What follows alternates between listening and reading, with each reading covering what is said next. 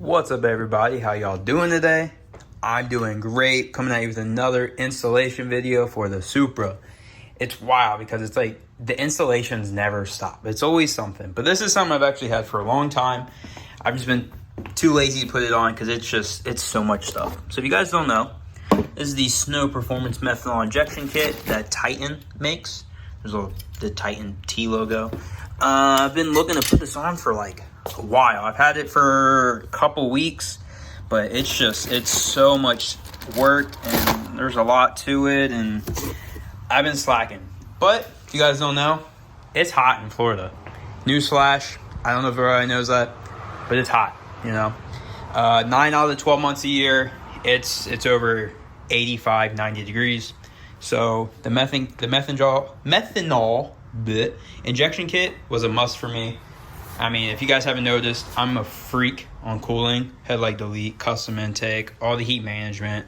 I got the CSF Intake Manifold. I don't want any heat.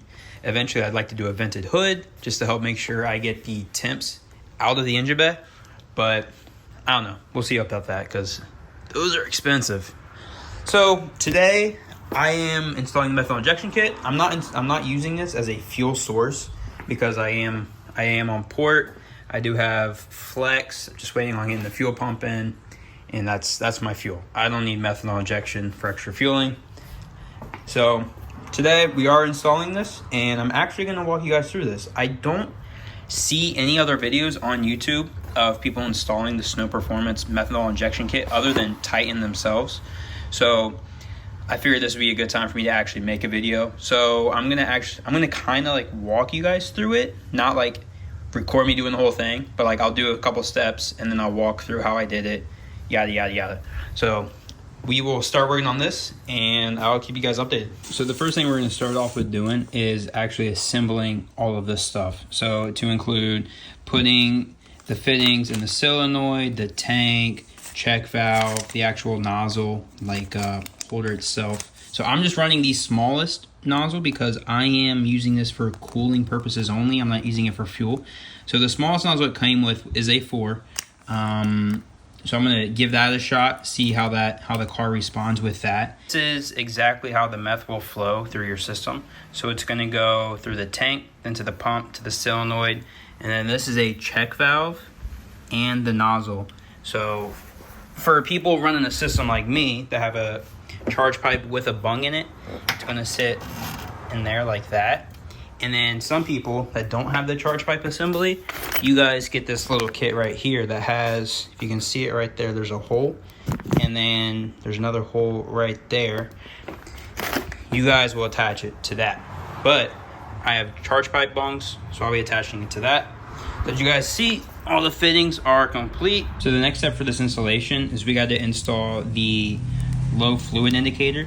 So for this, you're gonna need one of these things. I forget what these are called, like a step up something, I don't know, step up something. So then you take your tank, make sure it's faced this way. And then I got painter's tape on here because I don't have a white Sharpie or anything.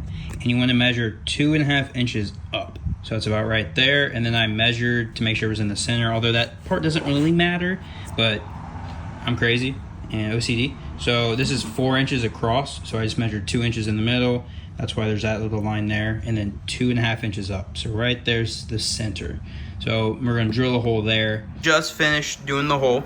So now here's where it gets a little scary, a little complicated. So you wanna take this grommet and you're gonna install it in here.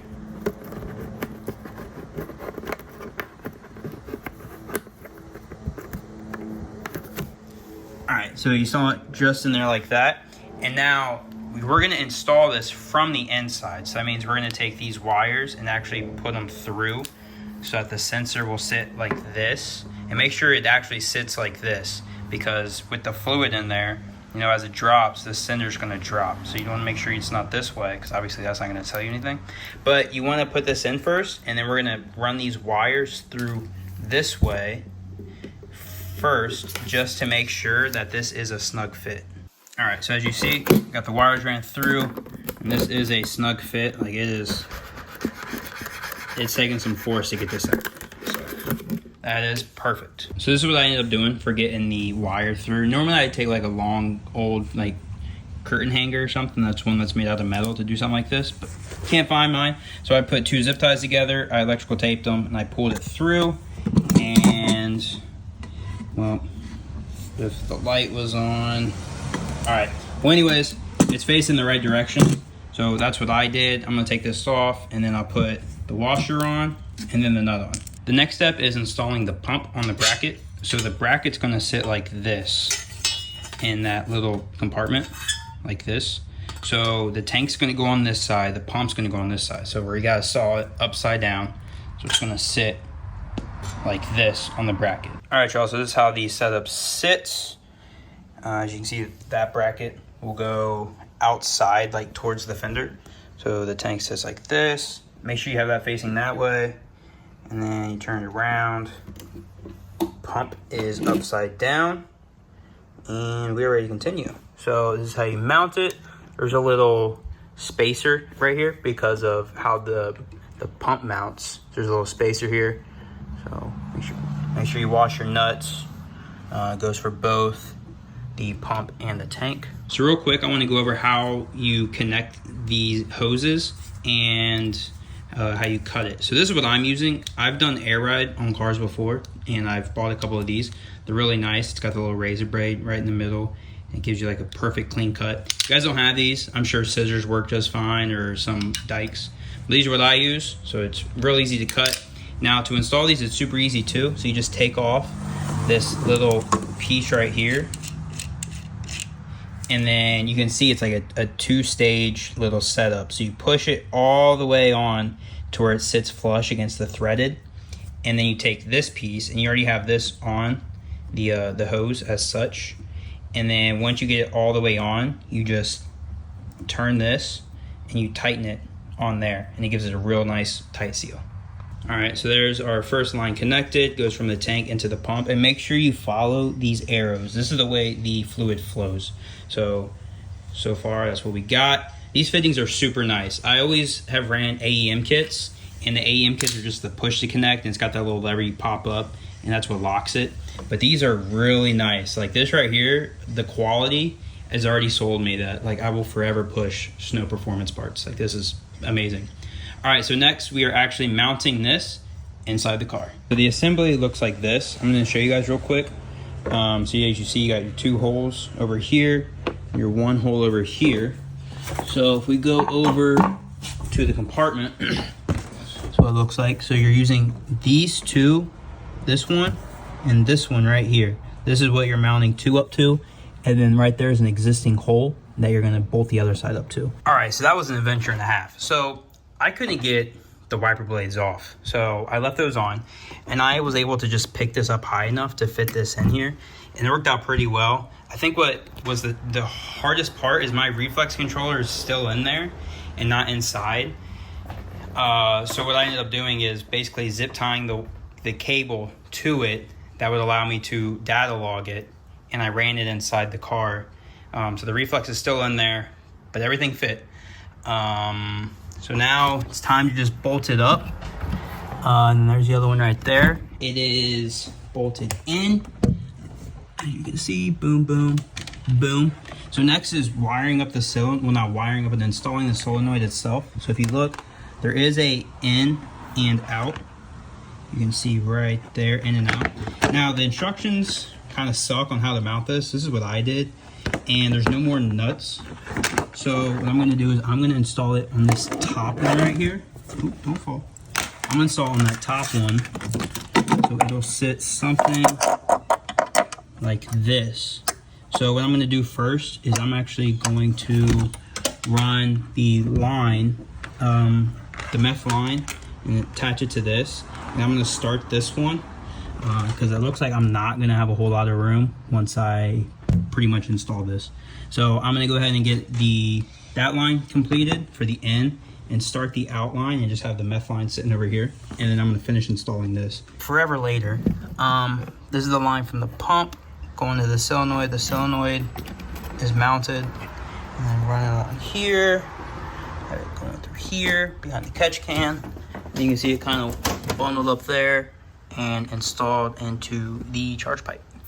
We are to install the little meth controller, which I think is pretty cool because it does tell me my boost, and then it'll tell me, you know, if I'm low on meth. Yeah, it's just the controller. So they have it mounted right there, which I'm not the biggest fan of. So right there is where they have it, and then they have the line pretty much going up under here, and you can hide it and go up through there. So really all you see is this. So from a driver standpoint, you know, you do see it a little bit. I'm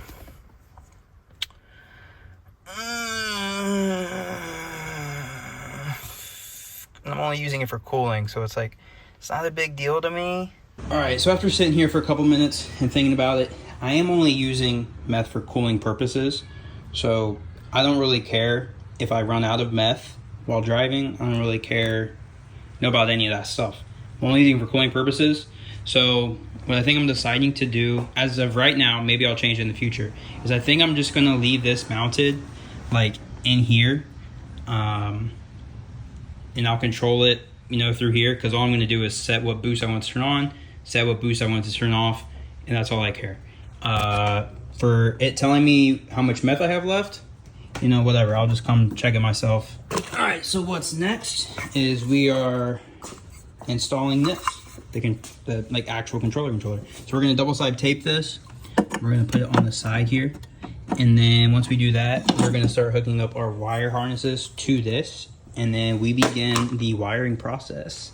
Yay! This whole time, and I say this whole time because it's been like an hour for me, I've been trying to find the sleekest, cleanest way to route the vacuum line.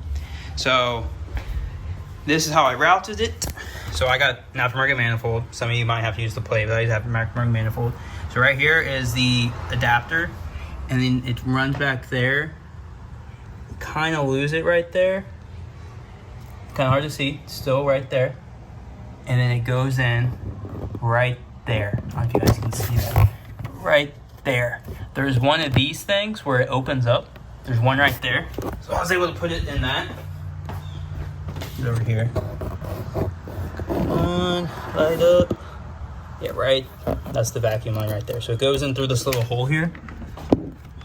You can kind of see where it comes out there, and then it attaches to the vacuum line, or vacuum source right there.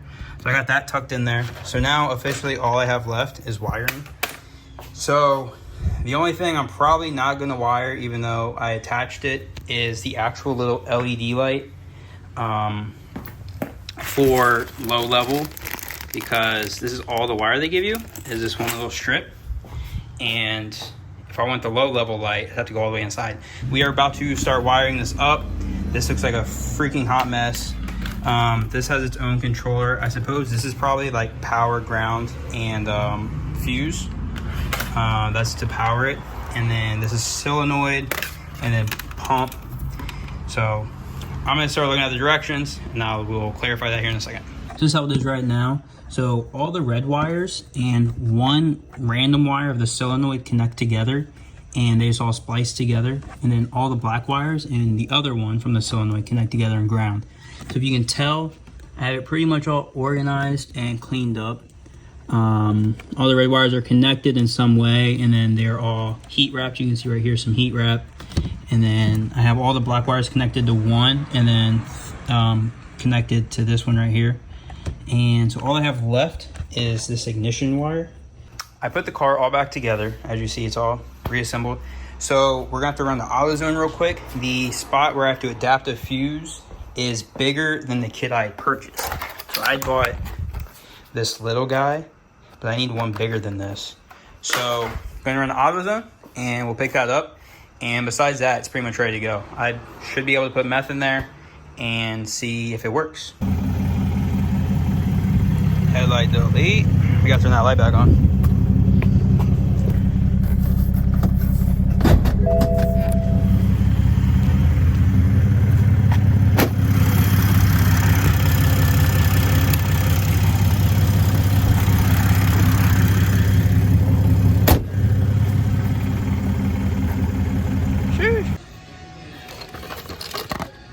That and that. There we go. All right, y'all. So this is the fuse box. So this is the one I tapped into for meth, and then that's my headlight, or well, like my alternate headlight. Yeah, so this one's just the first one, and then this one's the first one when you get to this section. So super easy. Make sure you guys put the 10 in line with the red. That is most important. And that's always the worst, getting down in those spots. Walk up here. Headlight still has power because I disconnected. And controller has power. Let's go. So far I filled it up about halfway. Let's see here. Yeah, just enough where it passes the sensor. I wanted to make sure we are not leaking. It doesn't appear that we are leaking. Come on. Tough spot to see. Yeah, we see good. I'm pretty sure I would have seen something down there by now. Alright, well I'm gonna keep filling it up. Alright, so there we go. It is full. I slightly overfilled it. I thought it held a whole gallon. So I was pouring this whole thing in there, and then it started over pouring. I was like, oh no, crap. So if you guys can see fluid as reflection, it's not because there's a leak, it's because I overfilled it. So I'll put the cap back on. All right, and then let's mess with this thing. So got it set up. So that right there is my reading. That's how much boost I'm making right now. That's probably just it sits at that sort of thing. So if you click mode, it'll say PSI. And then click it again. This is what PSI I'm starting at. So I'm starting at 11 PSI for injection, and I'm going up to 25 PSI at full injection. So time to go out and test. All right, so we are back at the house. If you see my feet, don't pay attention. Mind your business. Yeah, so we just finished logging and testing and all that stuff to make sure it didn't leak. So I was watching BM3 on my phone through Bluetooth, and I was watching my boost, and I was watching my IATs, and everything looks great. So I checked the reservoir. The reservoir has dropped, so I am definitely using methanol. And I went through all the line and verified I'm not leaking. There's no leaks at all. So we are good to go. Guys, this is awesome. I won't discuss on my findings with the meth injection and boost and all that stuff. That'll be another video, going through like the testing of the headlight and the meth and whatnot to see how efficient they actually are. But it is also cold outside. Like right now it is only like 67 degrees outside, so it's kind of hard to cool air when it's already cold. That's where I'm going to end this video, and I will see you guys for the testing. I am super excited. See ya.